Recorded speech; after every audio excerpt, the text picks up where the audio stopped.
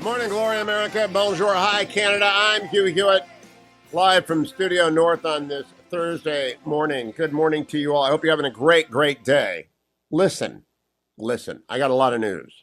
I've got a tragic bit of news that Ukraine was hit yesterday by a Russian missile on their 4th of July. It's that Ukrainian Independence Day that killed at least 22 people, including children, a train station, apartment building.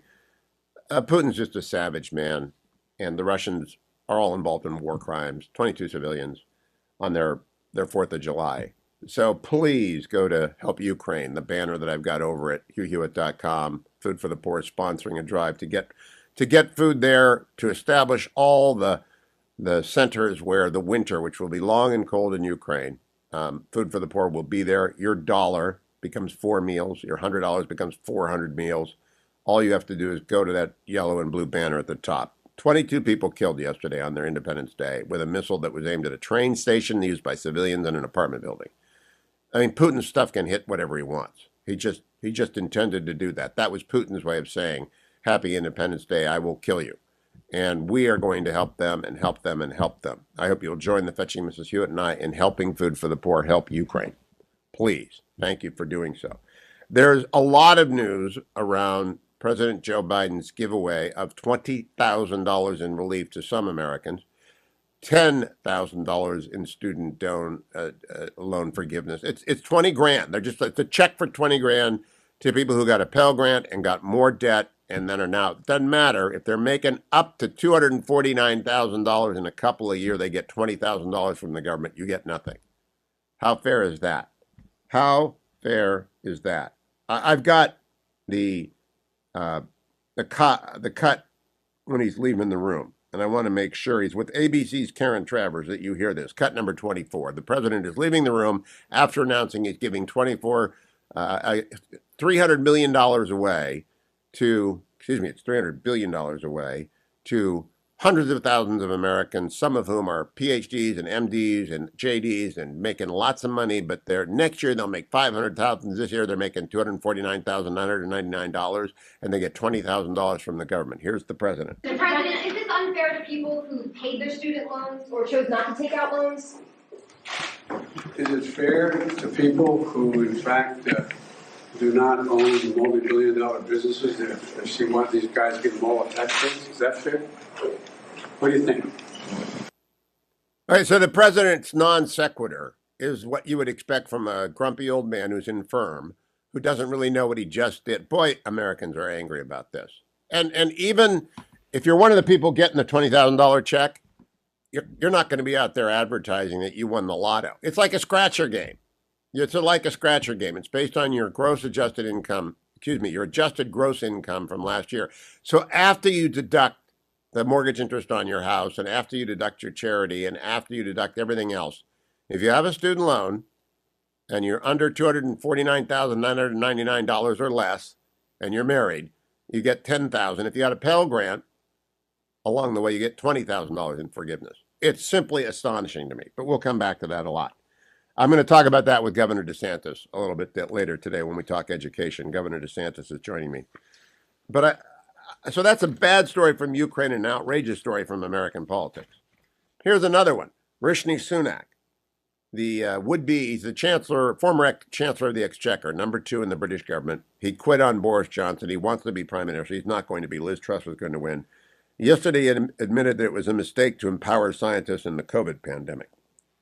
Do you think it was a mistake? Yeah, of course it was. Jared Kushner is going to be my guest today at the very end of the show. I'll continue to talk to him in a long interview. I'll play part 2 tomorrow. Jared's book about breaking history is very, very interesting on a number of fronts. I mean, my gosh, he leaves a lot of people bleeding out on the ground.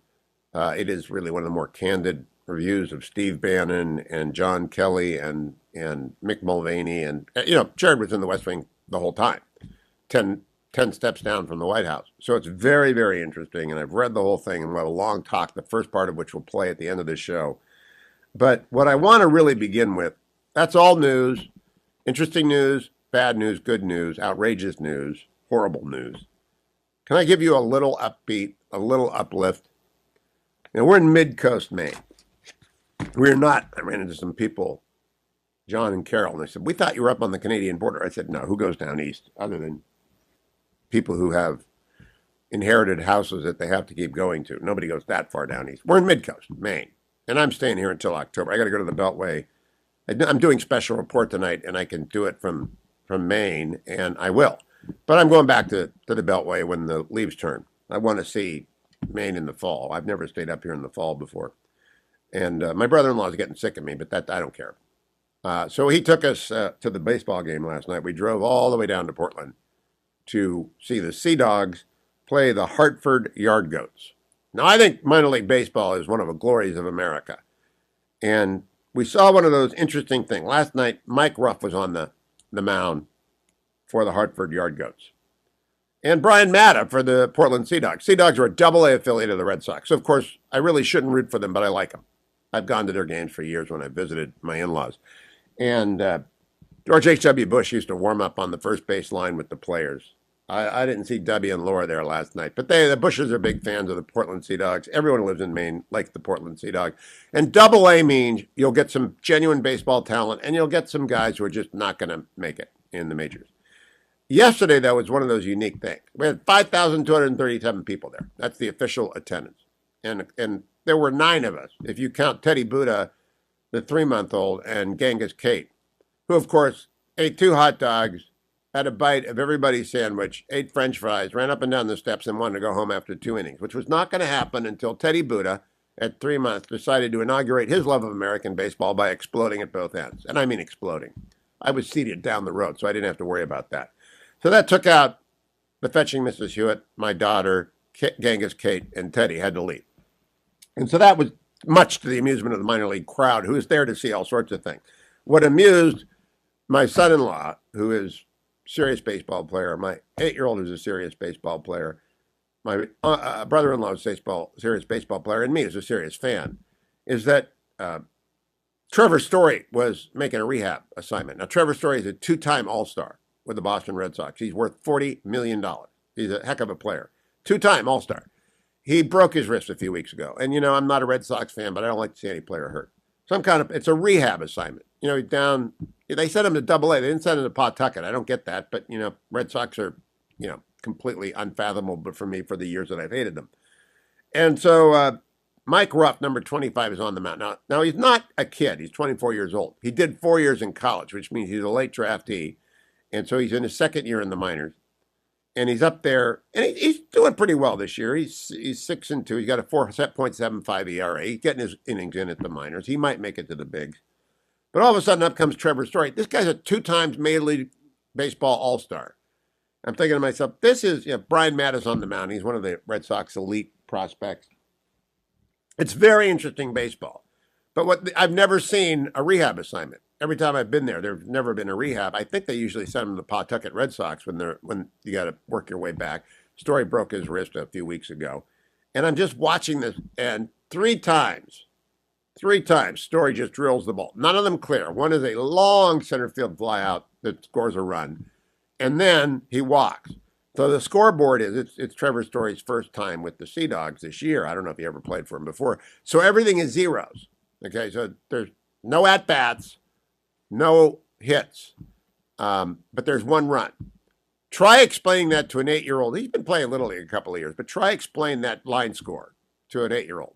Dwayne, how would you do that? We got a walk, a sacrifice fly, so he's got 1 RBI, and everything else is 0, then he has no batting average. You have to explain what an official at bat is. An official at bat is putting the ball in play where you're not sacrificing yourself. That's Good on explaining that to an 8-year-old. Well, I get that. But you said the 8-year-old likes baseball. Oh yeah, and he plays baseball. Then you just that's part of the game. Well, then it led to a story about my brother-in-law, a career Marine, retired now, taking a Peruvian military exchange student to a Padres game, and the Peruvian doesn't have any idea what's going on. And everybody, of course, every baseball fan wants to tell every non-baseball fan how the game is played. Try figuring that out. The Peruvian wanted to know where the wickets were. Yeah, that's it. The llamas. He was looking, where did the llamas graze? I'll be right back, America, because what the president did yesterday is truly a bad, bad, bad thing. And I think a disaster for him politically. I'm Hugh Hewitt. Stay tuned. North, pleased to welcome back to the Hugh Show, Governor Ron DeSantis of Florida. Good morning, Governor. Good morning, Hugh. How are you doing? I am great. I want to cover a lot with you, the congressional map, education, prosecutors. But yesterday, Joe Biden gave away maybe $300 billion to people. I'll bet you paid off some student debt when you served in the Navy, deployed with the SEALs to Iraq. You were a JAG. What did you make of this announcement yesterday? Because my listeners do not like this. No, I thought it was terrible. One, it's unconstitutional, which is obviously something important. I don't think that that's something Biden cares about, but he doesn't have the authority to do this. Two, you're going to be having plumbers, people that have their own small businesses, waitresses. They're going to be on the hook to pay the student loan of somebody who got a PhD in gender studies.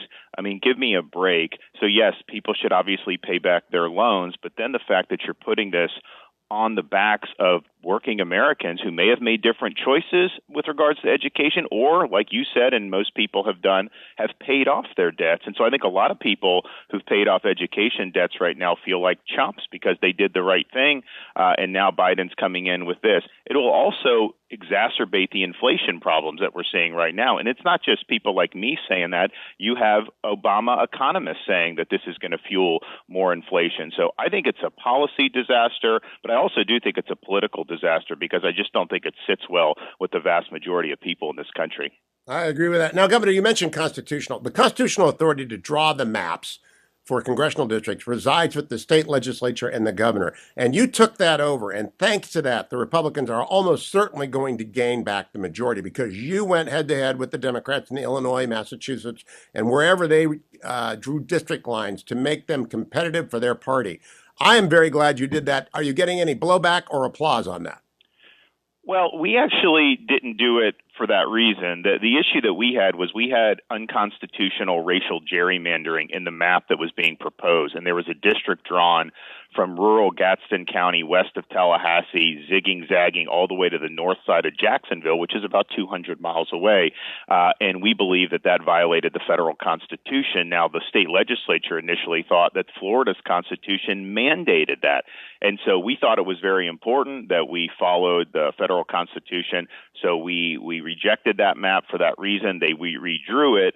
And so now it'll be challenged legally, not for this election, but going forward. But really the issue is going to be that racial gerrymander. You know, Florida, we have provisions in our state constitution that limits how you're able to draw maps. And so those maps were not done with party in mind. They were done by people who were basically just following the contours of Florida's constitution. But it is that issue of racial gerrymandering. And I think that, you know, you draw districts that represent the community, but don't go 200 miles and try to apportion people based on the color of their skin. Governor, you've made some appointments to the Florida Supreme Court. All of us remember the year 2000 when I called it the Yoho Court, the pirates. Who do you look for when you put justices on the Florida Supreme Court?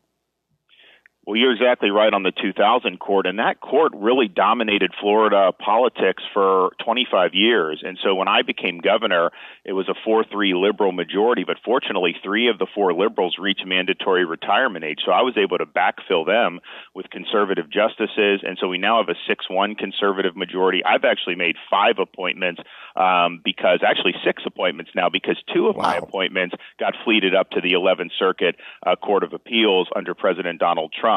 So what I do is I convene a group of people that I trust, some people in Florida, some people outside of the state who you would know, who I'm not going to say because, you know, it was a private, but and then they put these candidates through the ringer. So they will go into a room and you'll have 6 or 7 pretty big legal conservative heavyweights and they have to answer questions. And I'm not there for that, but then I get debriefed by them and then I'll sit and do interviews with each individual candidate. But basically what we're looking for, do you understand the proper role of the court in the constitutional system, exercise neither judgment but not will? Are you willing to apply the law even when it's difficult? And so I'm somebody, I disagree with obviously judicial activism, but sometimes, Hugh, you're called upon to enforce the Constitution in ways that'll be consequential. And that's not activism if that's the proper interpretation of the Constitution. I think some people on the conservative side are just judicial minimalists where they don't ever want to do anything and they just defer. And we just want the accurate understanding of the Constitution to take hold. And then 3, just understand that if you're doing that, you are going to get hit by the media, you're going to get hit by law professors, and we want people like Justice Thomas who will just stand strong and never bend to any of those pressures. It's a great record. I wish every Republican, well, I'll make sure every Republican hears that. That's what they've got to do. Now I want to talk about education. In the Washington Post yesterday, I wrote a column saying education is the secret sauce for Republicans in the election ahead. Some people don't believe that, but you embraced it. How did you do on Tuesday in the school board elections in which you intervened? So we did 30 different candidates that we endorsed and gave support. 25 of them won the primaries, and we were in some conservative areas that had school boards that were way out of step with the voters there. And then we were also in tougher terrain because we think it's important if people are doing the right thing. But in Florida, under our state constitution, school board elections are nonpartisan. And so what that has meant over the years is that the special interest and the unions will back a candidate. In these red counties, they'll dress them up as if they represent conservative values. But then when they get on the board, they're basically doing left-wing things. And so we said, okay, we want to make sure Republican voters in particular know who's the candidate that's standing there that doesn't want schools to be used as tools of indoctrination, that believes in the basic values of the community, and that believes that parents have an important role in that. So we were able to highlight a lot of that. And so we ended up flipping seats in places like Miami-Dade County, Sarasota, Hillsborough, Duval County, very important parts of our state. And now what you have, Hugh, and this has been building for the last year and a half, but what you have is there's a lot of Republican voters that actually are engaged in school board races. And it's not just parents, because I think other Republicans who maybe have kids that have already grown up and are gone with the school system, they just understand how important this is. And so I think the fact that, first of all, that we had schools open and that we were standing with parents all throughout COVID to make sure that their kids had opportunity gave us a lot of credibility to then go into these communities and say, hey, here's a candidate that's going to stand for the policies that you wanted to see over the last year and a half.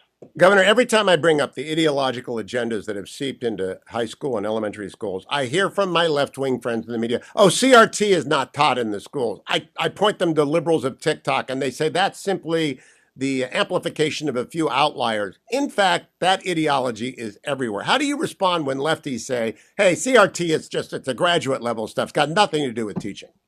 Well, it's true. There aren't courses named CRT. What it is, it's a pedagogy that is used to infuse normal academic subjects. So, for example, teaching history, the New York Times 1619 Project instructs teachers to teach that the American Revolution was fought to defend slavery. Now, that's false.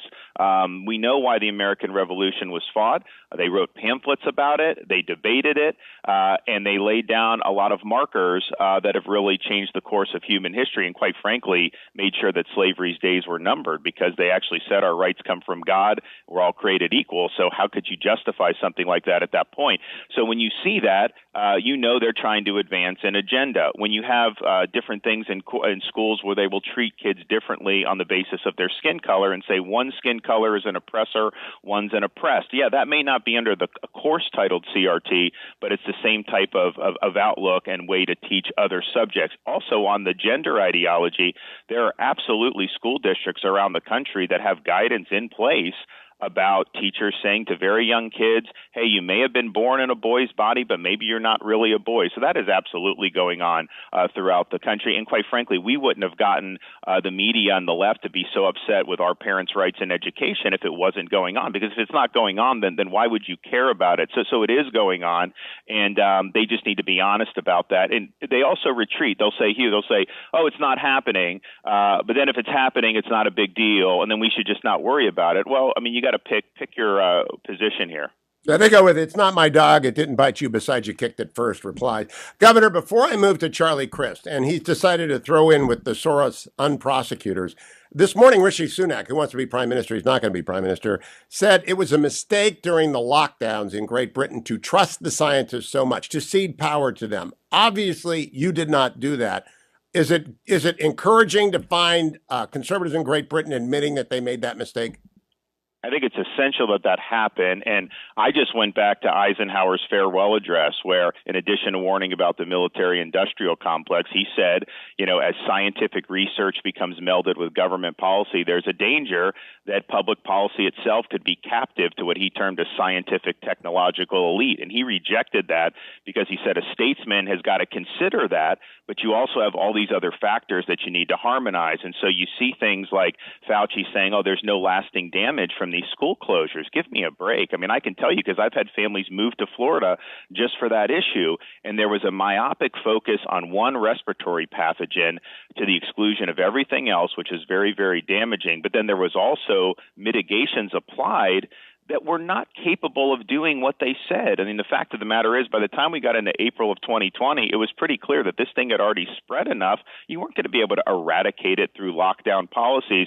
And I think the dangerous thing is very few people in the public health establishment have been willing to acknowledge those mistakes. And that just means that we could potentially repeat some of those mistakes sometime in the future. Last question, Governor DeSantis. You have been gifted with Charlie Crist as an opponent in your reelection campaign. He began his campaign by embracing Andrew Warren, the prosecutor you rightly suspended.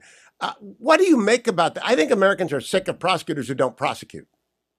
Well, the defund the police movement was very damaging. But, Hugh, I think if you look at the body toll and the crime that has happened from these Soros-backed prosecutors who just decide they're not going to prosecute laws they don't like, I think it's probably even exceeded that. It's been very, very damaging. It has really torn at the fabric of society in a lot of these communities. And so, no, a prosecutor is not a law unto himself. You take an oath to faithfully apply the law. In Florida, under Article 4, Section 7 of our state constitution, the governor has the authority to suspend people who are not following the law. So that's what he did. But I think this is part and parcel of Charlie Crist's latest identity, which is that he said he wants to reallocate funding away from police. He's taken votes in Congress that are more consistent with the defund movement than pro-law enforcement. And now he's embracing these Soros prosecutors, which obviously will be very detrimental for our society. And the interesting thing is when we announced the suspension of Andrew Warren, I had all three sheriffs, his county sheriff, and then two neighboring county sheriffs, and I had the former Tampa police chief all standing up there with me saying what a lousy job he's doing because he's not enforcing the law. And so the law enforcement community understood the stakes of having somebody in that position that is not faithfully enforcing the law. Well, good luck in the campaign. Keep coming back, Governor DeSantis. We cover Florida. I'm glad you joined us, and good luck in the election campaign ahead. Thanks. God bless. You too. Ron DeSantis is what Republicans need to be: smart, articulate. In the battle on the front pages about the things that our Americans are talking about. Too many candidates will not talk about education, although it is on the mind of every American who is a parent, a grandparent, an aunt, an uncle, or a sibling of someone in school. It is a pervasive issue, as I wrote in the Washington Post yesterday, the 3 A's and the 3 E's. Affordability, because inflation is everywhere. Anxiety about crime, which we talked about.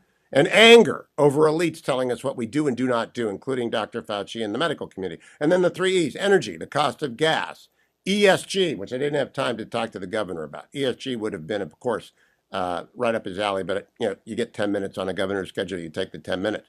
ESG, environmental, social, governance issues. It's just a left-wing agenda in corporate America. And then finally, and most importantly, education, education, education. Ron DeSantis showing the way for every Republican.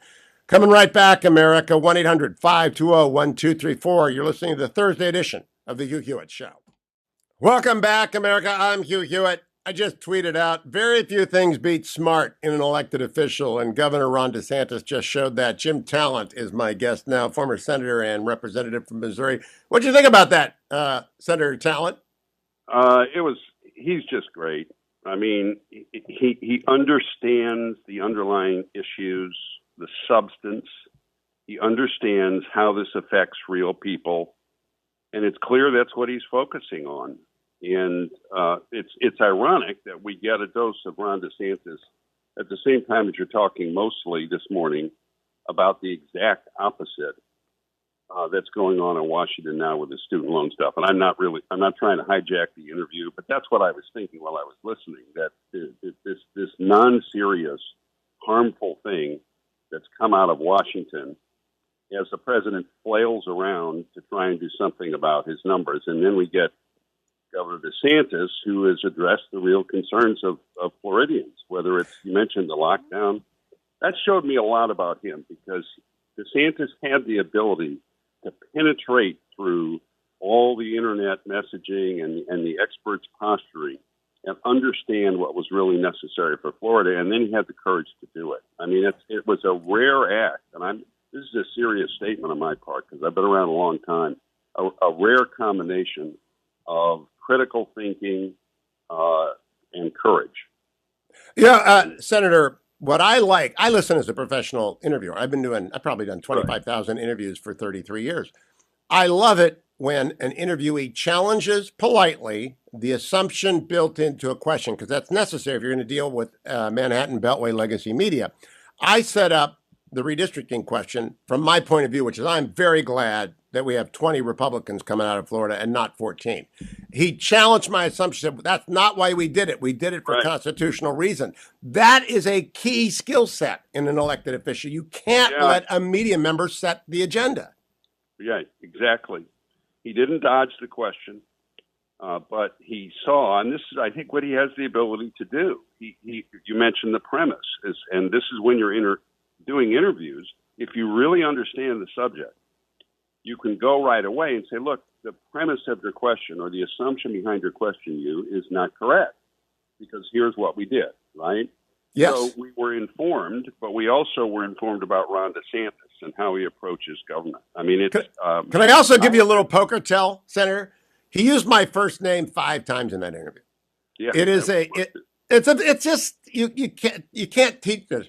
Tom Cotton gets it, and Mike Pompeo gets it, and if they're all on the same stage together, it will be a hell of a debate. And I mean, you throw in Chris Christie, et cetera, but they all understand. And it goes back to Newt Gingrich and John King in the 2012 presidential primary debates, when Newt looked at John King and took him to the woodshed for a question premise. Every Republican needs to know how to do that with courtesy and effectiveness, and we don't do it enough. Right. You don't have to be angry. What you need to do is to be serious, informed, and then have convictions and stick to them. And that is so effective. You know, let me assure something to your listeners. Ideas have enormous power, okay? But you have to understand them, and then you have to know how to communicate them. And that's a challenge. It's difficult, particularly when you go from one. And look at the issues you covered in the interview. You went from gerrymandering to the pandemic. You started off with a student loan, which it's just, by the way, an astounding act of bad governance. Probably the worst. It's not the worst single thing I've seen in Washington, but the worst from a governance standpoint that I've ever seen, and it's extremely harmful. I mean, and Rishi Sunak, and then we finish up with Andrew Warren and Charlie Crist, and he gets his jab in on Crist, but it's not primarily. It's just a nice work of art. And he knew what was happening in Britain. And by the way, the British are ahead of. Everybody's going to come to the conclusion they're reaching in Britain. I know something about pandemic resilience. I did 3 commissions that studied the subject in the late aughts and the early teens. I co-chaired them with Bob Graham, who's, by the way, the former senator from Florida, right? Yep. And we did I'm going to hijack the interview. I'm not going to go there, but yeah, he understood all that. It was an outstanding and politically extremely effective interview. I mean, it really. I hope he does more of them. I got to ask you though about. He made a statement with which I agree. It will be a politically stupid thing for Joe Biden to have done this. Or maybe Mike Garcia said, I don't know who said it. I think it's a political nightmare what they did, and it can only come out of the blue bubble. You got a minute, Jim Talent. The student loan forgiveness. They're trying to energize their base. They're flailing around all summer to do that. And, I don't like that, but as long as it's not really hurting the people. But 2 things about this, Hugh, that I think make it politically very toxic. I think you're probably right. The first is, there is now no concern in Washington whatsoever about what we're doing with the debt. They're just, again, the first time I've seen that in 40 years. The concern was pitiful before. It wasn't great. But the second thing is they're spending all this money, and they're making all the underlying problems worse. College costs are going to go up. People are going to borrow more money now because the moral hazards is gone. And this isn't even targeted to the people who have too much debt. right? So people whose debt is very manageable, they got out of Harvard, they're earning $100,000, they got $6,000 in debt. I guess it's going to get wiped off. And it may never happen because you and I know this is going to be challenged in the courts. He's trying to rule by decree. So, As Ron DeSantis said, it's unconstitutional. Jim Talent, always a pleasure. Follow him on Twitter at Jim Talent from the Bipartisan Policy Center, the former senator, one of our favorite regular guests. Come right back. Jared Kushner next hour after I talk to Bret Baier. We'll talk a little bit about interviewing electeds in a moment. Stay tuned to the Hugh Hewitt Show. Morning, glory, America. Bonjour. Hi, Canada. Hugh Hewitt from Studio North. I'm going to replay my interview just concluded with Ron DeSantis a little bit later in this hour. Jared Kushner is coming along, but I begin with Bret Baier, host of Special Report. I think I'll be joining Bret Baier tonight on the panel. Good morning, Bret. How are you? Hey, Hugh. So I'm in between Governor DeSantis and Jared Kushner. It's an honor. It's a good lineup this morning. You know, DeSantis just gave us a master class in how to do an interview when the questions are fast and furious. I want to know if you appreciate people who challenge the premise of your question. He challenged the premise of my question on apportionment in Florida and then gave his, I think it's a very valuable skill to politely challenge the premise of interviewers who have laid out a question based upon a premise. I agree. I totally agree. And I think that to do it in the right way, not to just incite because you don't want to answer the question, but to actually challenge the premise and then come out and say why, I think is a real skill. I mean, listen, politicians don't answer more questions than they answer, or they answer the question they want to answer. And the best ones, you don't even know that that's what's happening. But I think that to be able to do that and to give straight answers in a way that people understand is a real gift. I think he's very, very good at that. The example that I used, I began by talking about apportionment in Florida, which should yield about 20 seats. And he changed the maps, and I complimented him for going head-to-head with the Democrats. He said, that's not why we did it, though, Hugh. We did it because it's constitutional. So it's the best segue. And he also, this is a little pro tip for everyone being interviewed by Bret Baier, use Bret's name in the response. It just makes it a very comfortable situation for the listener and the audience. I don't know if you've noticed that, Bret, over the years as well. I have, and I think it's a real skill to be able to do that because it also takes down the temperature. If you are acknowledging the interviewer's presence and the legitimacy of the question, even if you're challenging the premise, you do that a little bit by just throwing in the name. Now, let me pay a little bit of homage to your colleague, Peter Doocy. In his Miguel Cardona interview yesterday, he did the greatest thing in the world. You get the answer, you confirm the answer, and then you close the interview. When Miguel Cardona says, that's right, he says, yeah. America. Did you notice that? Did you get that clip in time for Special Report last night? We did. We played it. It was very well done. And you know what it did is it reinforced the fact that, so wait, you're saying that the people who paid their loans, they won't get anything out of this. And he says, right. Well, I mean, that in a nutshell is at least part of the controversy of all of this student loan stuff. And I think that to be able to get that from an official real time is a big deal. Yeah, and I'm going to come to the substance in a second. But what I liked as a professional is that Peter then said, that's right. And he said, that's right. And then Peter closed the interview. I mean, the cage door came down and they drop him into the ocean so the jaws can come up to him. And of course, it's gone viral. It was elegant. Now, I have been talking to Jim Talent, Mike Garcia, and callers. This is not good politics, Bret Baier. Forget the moral hazard of forgiving the debt. Let's talk about the politics of it. I think they have vastly underestimated the blowback here. What's your sense of the initial response to President Biden's $10,000 to $20,000 checks to people? I agree. I think that the blowback will be pretty significant, especially for, the combination of people who don't go to college and the people who have paid off their loans. Their comeback is the hypocrisy of getting upset about that when you have PPP loans during COVID that have been paid off, and they have a list of celebrities and others and lawmakers who received PPP loans during COVID in one way or another. I think it's apples and oranges because everybody's had the experience, or most people have, of dealing with student loans, and it's a real heartache for a lot of people. And sometimes they chose different jobs or different careers or different schools, or they went to the military because they couldn't afford it or they were trying to make ends meet because of those student loans. So it's visceral for a lot of the population. And for the 43 million people it helps, yeah, I think it's going to make a difference. But for the hundreds of millions who it, makes angry, I think you're running a risk politically. Yeah. Ron DeSantis and Congressman Mike Garcia, both Navy vets, said the same thing, which is that people with no college degree who went right to work are paying for people who got theater degrees. And God bless theater majors. I love the theater as much as anybody, but it's so bad. And as of this morning, the website isn't working. Shades of Obamacare. I mean, you get the spinning circle, meaning, wait, there are millions of people trying to see if they won the Publishers Clearinghouse sweepstakes, which is what he made it sound like.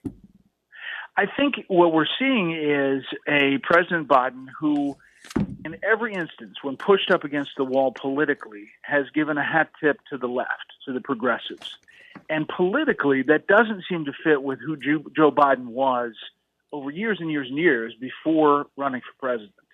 And arguably, the inside tale about the White House is that he was the one that was raising the questions and the problems about paying off student loans. Eventually, he gets to the point where we are now, but there's a lot more people asking what Joe Biden would have been asking in the old days. The hat tip to the left is perfectly put. I want to play for you, though, another takeaway from yesterday. This is cut number 10. The president has a press conference, and the gibberish part is about the website, cut number 10. So my message to all servants, all public servants, all those who are the ones that are volunteering, is out with student debt to go. Here's where you want it. If you're worried about how to do it, go to pslf.gov before October 31st to see if you qualify for public service student loan forgiveness. That's a little bit of the Publishers Clearinghouse part. Then he gets a question from ABC's Karen Travers, cut 24. Mr. President, is this unfair to people who paid their student loans or chose not to take out loans? Is it fair to people who, in fact, do not own multi-billion-dollar businesses if she wants these guys to give them all a tax breaks? Is that fair? What do you think? So, Bret Baier, do you think he planned on that, or was that another? Because it doesn't make any sense. And a non sequitur. I mean, it doesn't really connect. Listen, there's a communication issue with the President Biden. When he's on prompter, he still has a problem, and some of the answers, it's you just can't connect the dots. It's not easy for people to follow. I think what he was saying was the pushback that Susan Rice and others have given about the PPP loans and the multi-million-dollar businesses that got forgiven. But without explaining that and without kind of laying it out, that soundbite is lost, and people say, huh? It's like the RCA dog. What? What? Listen, you don't get it.